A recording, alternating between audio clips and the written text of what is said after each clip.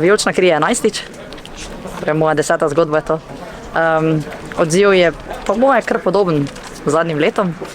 Zdaj vsi, ki so bili z nami že zadnja leta, vejo, da smo zdaj že v 3. letu v naročanju, tako da tistih množic, ki smo jih bili priča pred leti, ni več, kar je pa za naše krvodajalce zagotovo zelo, zelo velik plus. Vsako leto pripravite darila, kaj ste letos pripravili za tiste, ki darujejo vijolični kri? Letos dobijo majčko, pač majčka je pri nas zelo, zelo priljubljena, ne glede na to, koliko jih bo vijolični bajti, bo vedno še ena unikatna majčka več, dobijo jo samo krvodajalci, tako da jo upam, da bojo nosili ponosno na tekmah ali kjerkoli bodo že šli.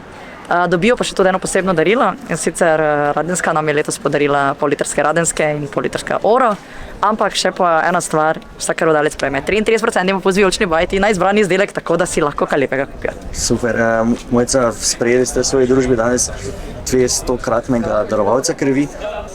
To je posebnost, hkrati je pa posebno tudi to, da nekateri darujejo prvič. Jaz sem že 2 spoznal, tako da si zadovoljna, da je to učinek. Že od nekdaj smo znani po tem, da imamo ogromno darovalcev, ki pridejo prvič in ostanejo.